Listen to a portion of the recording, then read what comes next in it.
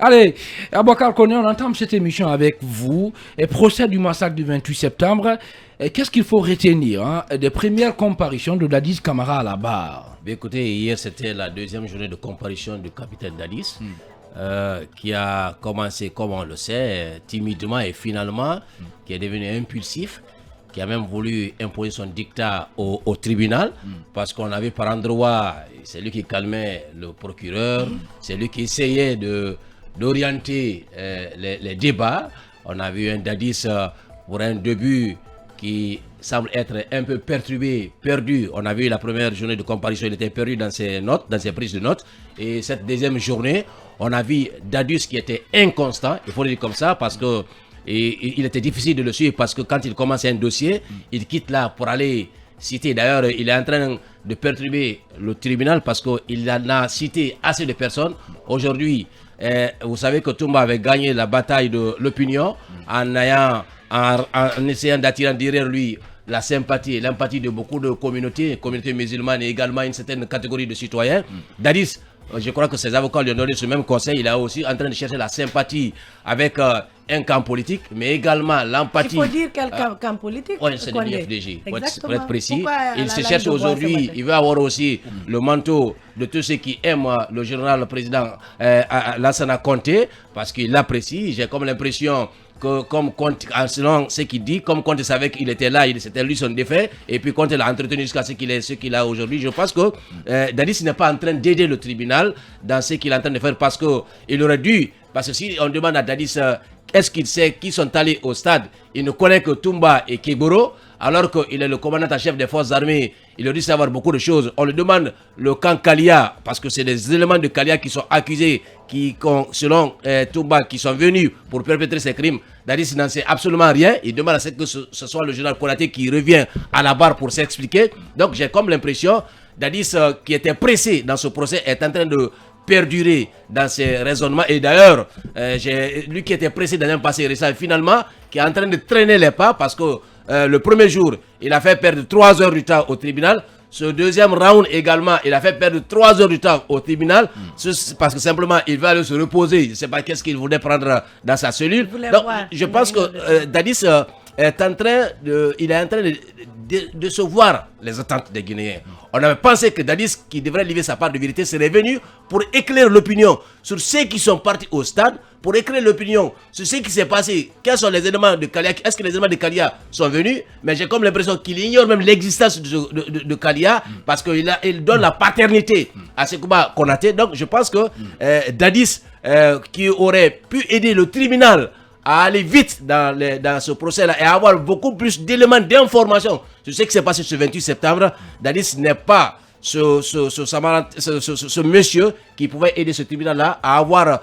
le bout du tunnel. Donc je pense qu'on est mal parti. Les attentes ont été déçues et Dadis, comme l'a fait Toumba, également cherche à remporter la bataille de l'opinion en ayant derrière lui une catégorie de citoyens et également des politiques. Peut-être ce sont des astuces des avocats, je ne sais pas, mais ce qui reste clair, la lumière que Toumba a apportée dans ce procès, Dadis vient pour tout nier en bloc, et plus encore, il est en train de noyer le poisson, parce qu'aujourd'hui, beaucoup sont perdus. Ceux qui croyaient que Dadis pouvait apporter de la lumière, pouvait apporter de la visibilité, de la lisibilité dans ce procès-là, sont vraiment déçus. Bien, Aboukar Kondé, directeur de l'information de Sabari FM. Allez, Mamadou Abalde, quand Dadis Camara dit à la barre qu'il a été victime d'un complot orchestré par un certain Alpha Condé, Sekouba Konaté, et Toumba Diakité, qu'au même moment Toumba Diakité aussi soutient que bien au contraire, c'est celui qui a été victime de trahison de la part de Dadis Camara. Comment expliquer tout ça? Comment comprendre tout cela? Cette rhétorique-là. Alors, exactement. On est bien sûr dans la rhétorique politique. On est dans la communication politique. Et permettez que je convoque ce matin les travaux des chercheurs en sciences de l'information et de la communication. Je voudrais citer Gabriel Tard, Gustave Lebon et Serge Tiakotain. Ils ont fait des travaux sur la construction du discours.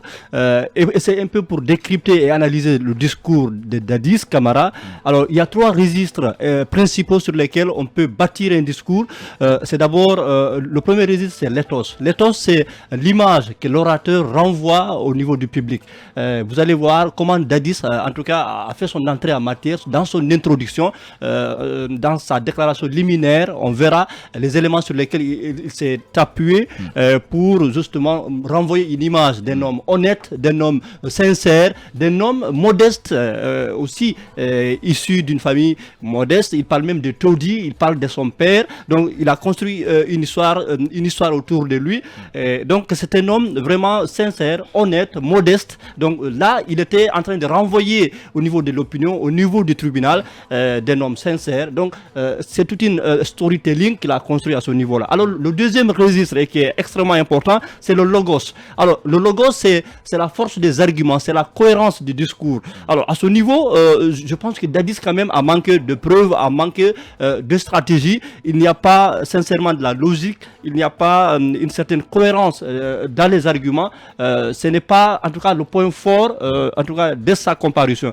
Alors, et le dernier point, c'est le pathos. Et c'est là que je rejoins parfaitement M. Condé, lorsqu'il dit que Dadis est en quête de sympathie et en quête d'une empathie auprès de l'opinion. Là, le pathos s'intéresse à quoi? À l'émotion. Ça suscite chez l'autre le sentiment, un sentiment voilà, de compassion. Il veut quand même montrer qu'il a été victime, il se victimise et il veut ce soutien-là. Donc c'est ça le pathos.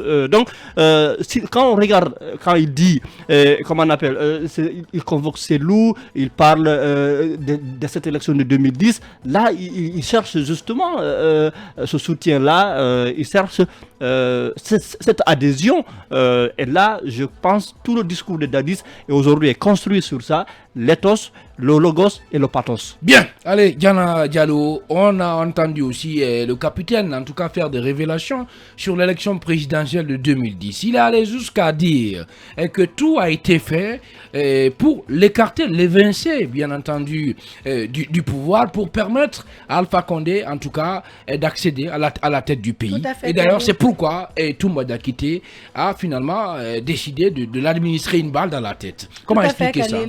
Je crois que il a chargé du coup Alpha Condé, il a chargé Sekouba Konaté d'avoir orchestré les événements du 28 septembre. Et puisque Yaya nous a parlé tout de suite de la forme du discours de Dadis, de son passage, alors on va parler je vais parler du fond. Donc le premier jour, c'est exactement cela. Il cherchait la sympathie du peuple, il cherchait la sympathie du tribunal sûrement. Aujourd'hui, on voit que les réseaux sociaux agissent beaucoup sur les décisions, notamment du pouvoir en place. Est-ce que c'est l'opinion aussi sur les réseaux sociaux ou l'opinion du peuple peut aussi agir sur les décisions du tribunal? Ce qu'on ne sait pas trop, mais ce qui est sûr, c'est que c'est une stratégie qui a marché avec Toumba. On a vu que Toumba a eu la sympathie de l'opinion, justement, et qu'aujourd'hui, quand vous regardez, je ne sais pas pourquoi réellement il se focalise sur Cellou Dalein. Je crois peut-être parce qu'il viendra sûrement témoigner, ou alors il a été victime du 28 septembre, et aussi les militants de Cellou Dalein, mais aussi le Fouta, parce que lorsqu'il parle de l'érudit, lorsqu'il parle d'un Waliyou, au Fouta c'est très important. Et si vous voyez, j'ai écouté hier un billet de notre confrère Alpha Ousmane Ba, AOB Alabé, qui dans son billet en poulard expliquait justement que l'opinion était très facile à manipuler, et que vous voyez que au marché à l'abbé, les gens étaient déjà très contents. À l'abbé, les gens applaudissaient. Ils disaient, ah, vous voyez déjà que même Dadis reconnaît que c'est Cellou Dalein qui a gagné les élections. Dadis reconnaît que c'est l'UFDG et que c'est Sekouba le coupable dans tout ça. Donc ça a eu un effet là-bas au Fouta, mais comme pas possible. Et si vous voyez aujourd'hui que Dadis s'accentue, se base sur cela, c'est sûrement parce que ça peut faire un effet positif. Et donc le lendemain, je crois, hier, Dadis était plus ou moins cohérent. Mais je crois que ses avocats avaient du mal à le contrôler. Tout le temps, on voyait ses avocats se lever pour le calmer. Dadis est encore très facile à comment on appelle, à énerver. Ouais. Il est très facile à contrôler. Et je crois que c'est pour cela, le premier jour, il prévient tout le monde, comme quoi, écoutez, ne me posez pas à cette question. Posez-moi des questions sur la complicité que j'ai, sur l'accusation de complicité sur le massacre du 28 septembre. Il l'a répété 3 fois. Et donc, c'est pour vous dire que lui-même, il sait qu'il est facilement irritable et que s'il vous plaît, ne l'irritez pas. C'est ce que j'ai compris dans son passage. Ibrahim Sorilen Souma est-ce que quelque part, il ne faut pas comprendre, on ne peut pas comprendre l'attitude de Dadis à la barre. C'est quand même un ancien chef d'État qui se retrouve là, devant un juge, devant tout un peuple quand même, qui est accroché à ces lèvres-là. Et à des moments, on l'a vu en colère, et quelquefois on l'a vu sourire, vouloir détendre l'atmosphère. Est-ce qu'il ne faut pas, disons, comprendre son attitude un peu à cette barre?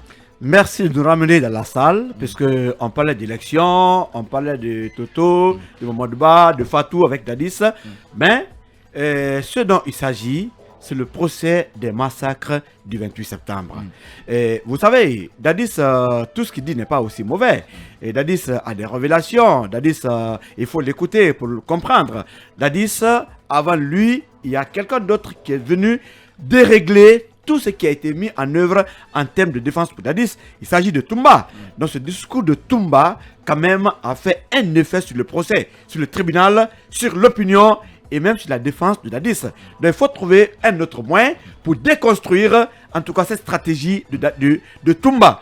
Mais par quelle manière? Ce qui n'est pas facile pour le président capitaine Dadis Camara.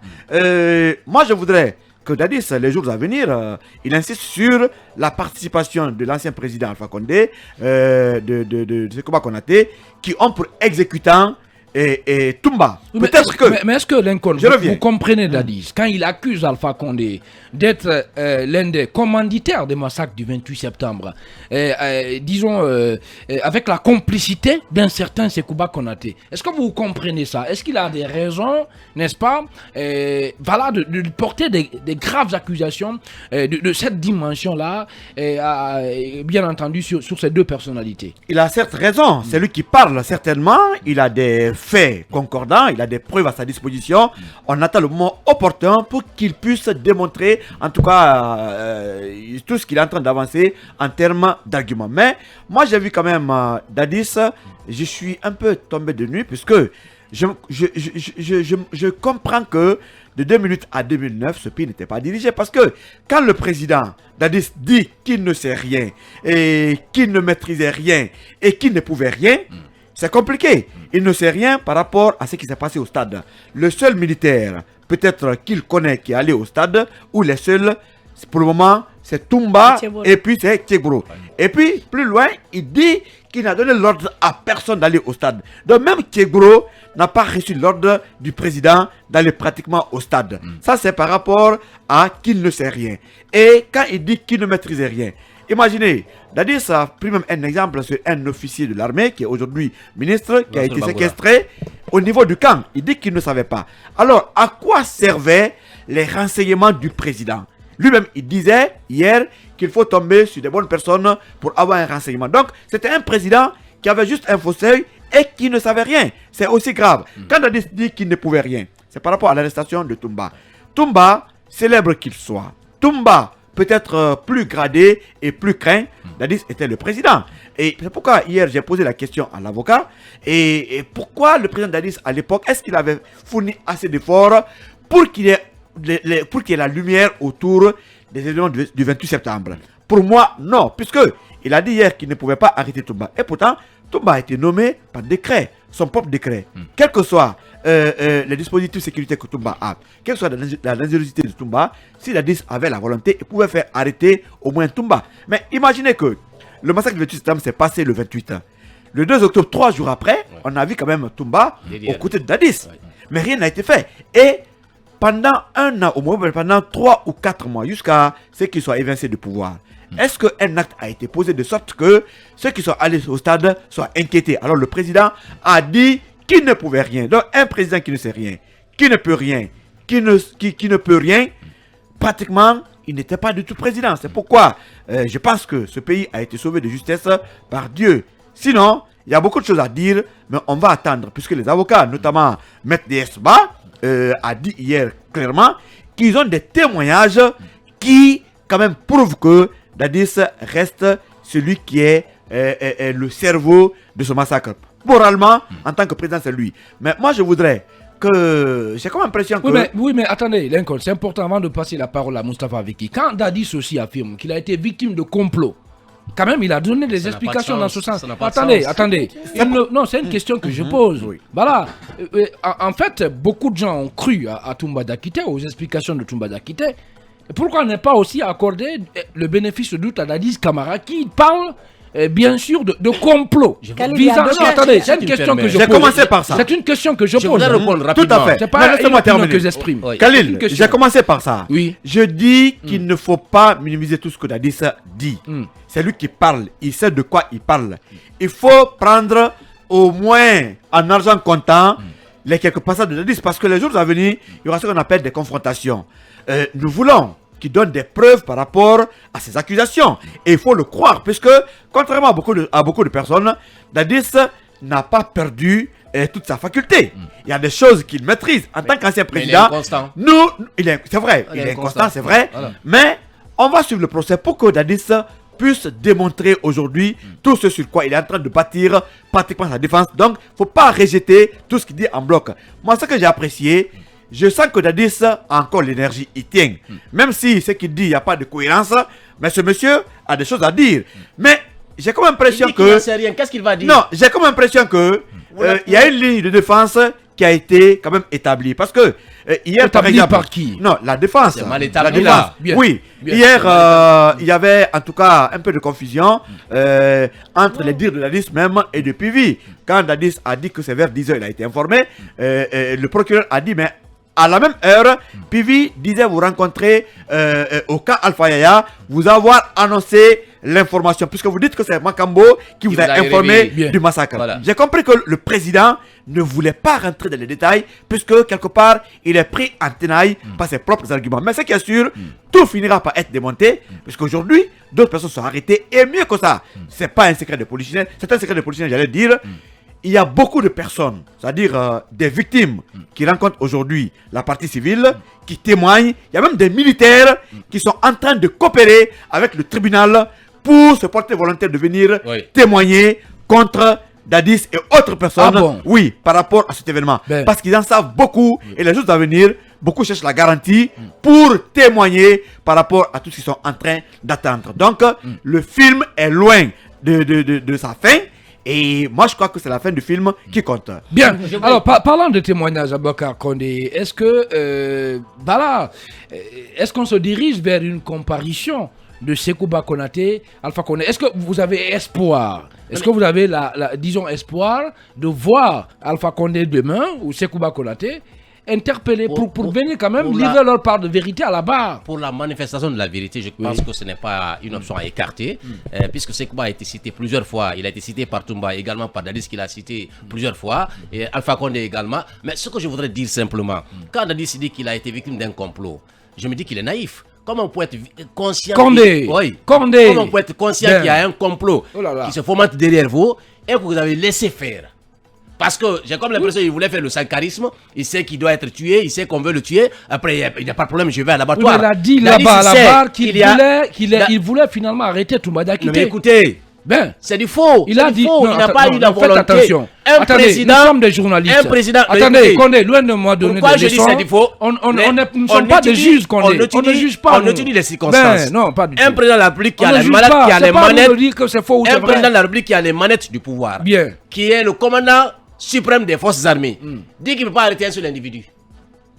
Est-ce que vous voyez que ça c'est réaliste? Non. Maintenant, quand Dadis dit qu'il ne sait rien de ce qui s'est passé au stade, il ne sait rien, je suis d'accord, mais il sait que Alpha Condé et autres ont fomenté le massacre. Il ne sait rien, mais il sait que Alpha Condé avait des intrus. Il ne sait rien, mais il sait qu'on a vidé un commissariat des armes. Mais bon Dieu sang. Dadis qu'il ne sait rien là, mais il sait tout aussi. C'est Oui, extraordinaire. mais qu'est-ce qu'il pouvait faire à l'époque? Voilà. Supposons par exemple. Président de la Non, mais République. Attendez, qu'est-ce qu'il a dit qu'il n'avait pas le contrôle, un contrôle total bien Mais sûr. qu'il sur l'armée. démissionne. Il m'a mis sur Qui l'armée. démissionne, Dadis Ben, n'est pas un dieu pour dire que, parce que Bien. c'est lui qui aimait dire, on disait, cette armée-là, personne ne peut la contrer si ce n'est pas moi. Mais finalement, Ouais, on il n'a comprend jamais que, dit si ce n'est pas en moi, franc-combre, il a été une marionnette, il était là dans un fauteuil, mais en principe, il ne commandait rien. Moustapha Biki, oui, rapidement, votre Il lecture. faut qu'on sorte, Grille de lecture. il faut qu'on sorte de l'émotion. Oui. Je sens de l'émotion à la fois dans l'opinion par rapport donc à ce procès, mais aussi je sens de l'émotion dans l'analyse des uns et des autres aujourd'hui. Je peux être d'accord autant pour moi sur un point, l'incohérence dans les explications de Dadis. Mais dire que Dadis n'a rien fait en 2008 pour faire la lumière sur cette affaire, je dirais, je m'inscris en faux. Il a mis en place une commission d'enquête nationale qui a été mise en place, même si cette commission n'a pas rendu ses conclusions, mais il y a quand même eu un effort d'éclairer la lanterne des uns et des autres sur ce qui a été fait au stade le 28 septembre 2009. Cette commission, il l'a rappelé, était dirigée à l'époque par Moustapha Koutoubou Sano, qui était ministre de la coopération. Ça, c'est un premier élément. C'était ministre secrétaire général des affaires religieuses. Non. Au temps de Dadis Camara, c'est important de... Non, mais il a été ministre de la coopération. Ah, ok, oui. Ça, c'était au temps de Alpha Condé. Alpha Condé, oui. Donc, cette commission était dirigée par Moustapha Koutoubou Sano à l'époque. Deuxième chose, Dadis a quand même sorti, même si le tribunal n'a pas encore décidé que ce document est valable ou pas, Dadis a sorti un document sur lequel Toumba a signé en tant que commandant de régiment, même s'il n'est pas le seul signataire sur le document, mais il a co-signé le document en tant que commandant de régiment. Ça, c'est quelques éléments de preuve. Troisième chose, c'est que si on ne fait pas attention, ce procès est en train de prendre une tournure communautariste. Chose qu'il faut vraiment éviter. Il faut qu'on arrête de jouer sur des fibres ethniques, régionalistes et communautaristes pour ne pas... En fait, finalement, quand je regarde ce procès depuis lundi, je suis dessus parce que c'est l'image de la Guinée qui est renvoyée hors de nos frontières. Oui, Khalid. Justement, vous parlez du communautarisme. Est-ce que c'est pas aussi important d'expliquer les faits? Non, justement, il faut aller sur les faits et faire attention de ne pas manipuler l'opinion. Tous ceux qui sont en train de se défendre aujourd'hui devant la barre, en tout cas jusqu'à preuve du contraire, sont en train de jouer sur la fibre ethnique et communautariste, chose qui est très dangereuse pour ce pays. Il faut raconter, il faut raconter les faits tels qu'ils sont, tels qu'ils se sont passés. C'est de ça le peuple a besoin. Le peuple n'a pas besoin de manipulation. Toumba est venu, il a manipulé l'opinion comme il voulait. Pivi a fait la même chose. Tiegro a fait la même chose. C'est un terrain sur lequel Dadis est en train de surfer et les autres risquent de surfer là-dessus. Si le tribunal ne prend pas ses responsabilités, ce procès risque de virer au drame. Bien, Mamadou Baldé, est-ce que c'est votre avis? Pas tout à fait, mais je pense quand même le président Dadis, il a essayé quand même de faire du mieux qu'il pouvait. Comme l'a rappelé Moustapha, il a essayé de mettre en place une commission nationale sous réserve de ce qu'en disent les experts ou en tout cas les défaillances de cette commission-là ou le manque de réactivité sur le fonctionnement interne de cette commission, mais aussi la facilité les travaux d'enquête de la commission des Nations Unies sur le massacre. Et ça c'était, excusez-moi, ça c'était juste après, à peu près quelques semaines après le massacre du 28 septembre. Mais vu également la gravité des faits, il ne pouvait pas faire autrement, il devait quand même mais il faut quand même reconnaître cela. Oui, bien sûr. Il faut le reconnaître. Mais dire qu'il n'a rien fait, c'est personne ne dit qu'il n'a rien fait. Suffisant. Donc, on a dit que c'est pas suffisant. Lui-même, il a dit.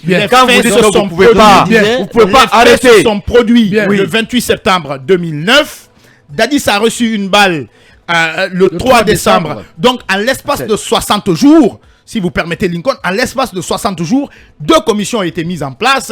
Et qu'est-ce que vous voulez que Dadis se substitue? Quel genre de commission? Il y a eu une commission. Quel genre de commission? Oui, mais la deuxième commission, même si c'est pas lui qui l'a mis, même si c'est pas lui qui a mis la commission internationale en place, mais il a quand même autorisé à ce que cette commission fasse son travail sur le terrain. Il n'a jamais eu les conclusions de cette commission. Il n'avait pas le choix. Il dit qu'il n'a jamais eu les conclusions de cette commission. Il l'a pas eu parce qu'il a reçu une balle. Ça peut se comprendre. Et puis pire, pour dire que la commission n'a pas fourni d'efforts. Quand la commission internationale devait venir visiter le lieu où il y a eu des massacres, ils ont trouvé qu'on avait refait les peintures. Comme pour dire qu'on voulait effacer toutes les traces. Au stade du 28 septembre. Oui. Comme pour dire qu'on voulait effacer toutes les traces. Et Dadis dit là-bas, qui n'est pas le directeur du stade. Voilà. Donc voici l'effort qu'il a fait. Donc voici le directeur du stade, le directeur du stade aussi. C'est pourquoi je vous dis ce procès nous réserve beaucoup de rebondissements. Il y a beaucoup de rebondissements dans ce procès. Donc comme l'a dit Lincoln, la fin est loin. attendons la fin. Dadis n'a pas pleinement joué son rôle, le président de la République. Il n'a Diana. pas pleinement joué son rôle. Il a failli à ses responsabilités. Quand un président dit que je ne peux pas arrêter un citoyen, quand le président dit qu'il n'a pas le contrôle de ses hommes, quand le président dit qu'il n'est pas informé, un président de la République qui a des services de renseignement, qui a tout à sa disposition, dit qu'il n'est pas informé, qu'on a mis quelqu'un en prison, qui a fait 3 mois, il n'a pas cette information, alors que la personne était à 1 micron de son bureau. C'est vraiment du n'importe quoi. Bien, rapidement. Vicky, pour être clair, on n'est pas là pour charger Paul Pierre. Bien, c'est important de faire la précision. Nous sommes des journalistes, on ne juge pas. On est en train d'analyser. Bien. Je place ça rapidement. On est en train d'analyser. On est en train, en tout cas, de dire ce que nous pensons. En tant que président, peut-être que ceux qui aiment Dadis, celui qui aime bien, châtie bien. Oui. Dadis, à l'époque, avait le pouvoir de mettre en place, en tout cas, des situations pour faire arrêter tous ceux-là qui sont allés au stade 1. Deuxièmement, il détenait le pouvoir de décret. Un Toumba qui est allé au stade, il pouvait le démettre de sa fonction. Bien. Ça aussi, il ne peut pas. Le stade a été aménagé. La peinture peut être reprise. Il pouvait limoger le directeur du stade. Plus loin, il a parlé qu'il n'était pas le ministre des Sports. Mais qui a nommé le ministre des Sports? Ce sont des efforts à l'époque qu'il pouvait fournir. Je pense aujourd'hui que M. Dadis avait beaucoup la volonté, mais dans sa démarche, il n'a pas su faire ce qui fait qu'on dit qu'il n'a pas fait suffisamment d'efforts pour, en tout cas, créer toutes les lumières autour de ça. On n'est pas contre lui. Mais en tant que président, c'est ce qu'il pouvait faire. Mais à l'époque, malheureusement, lui-même, il a dit, pour lui, quand il démet, comment on appelle, Toumba de ses fonctions, ça pouvait être un carnage. Non, un président ne calcule pas comme ça. Puisque vous avez l'armée, vous avez la police, vous avez tout ce qu'il faut, tous les moyens nécessaires pour agir, je crois qu'il pouvait le faire. Il faut préciser mais une armée incontrôlée à l'époque. Non, on ne peut pas le dire. Mais non, mais c'est Merci. clair. On le sait. C'était une armée incontrôlée. Merci. Dadis l'a rappelé bien avant qu'il prenne une balle. C'est Dadis qui le dit. Hein? Oui, Merci beaucoup. il l'a dit. Merci Il l'a à tous dit, les deux. Oui, c'était un Diana, originel. Diana, Dadis l'a dit. on va s'écouter, Diana. Non, attendez, on va s'écouter. Alors, cette question pour clore ce sujet-là, à quoi peut-on s'attendre dans les prochains jours? Bon, je pense que d'abord, parlant d'armée incontrôlée, si vous avez écouté les gens, les accusés qui sont passés précédemment, ils ont aussi confirmé que l'armée était incontrôlée. Quand vous voyez les nominations, quand vous voyez un Toumba qui appelle tel pour le nommer général, capitaine ou colonel, c'est que c'était quand même l'anarchie. Donc, je crois que lors d'une interview de Dadis, il avait déclaré lui-même qu'il était moralement coupable. Donc, je crois qu'aujourd'hui, il a aussi une obligation morale de nous dire la vérité. Et c'est sûr qu'il sait ce qui s'est passé. Et si vous avez remarqué, il n'a pas parlé de Marcel. Marcel était qui? Marcel faisait quoi? Qu'est-ce que Marcel avait quelle place? Il ne nous a pas parlé de Marcel. Je suis sûre que nous, on n'est pas là pour impacter. Nous sommes des leaders d'opinion ici dans ce studio. Nous ne sommes pas là pour impacter la décision du tribunal. On essaie d'être objectif pour le peu qu'on peut. Et donc, on s'attend à ce que Dadis revienne lundi en pleine forme et qu'il y a eu des victimes. Il y a eu le ministre de la Santé qui a affirmé lui-même avoir reçu les rapports des corps et tout, le nombre de corps. Donc, il y a eu vraiment carnage et qu'on attend ce que justice soit rendue en fait. C'est Film Guinée que vous écoutez, mesdames et messieurs. Merci de nous rejoindre dans le temple de l'info en Guinée.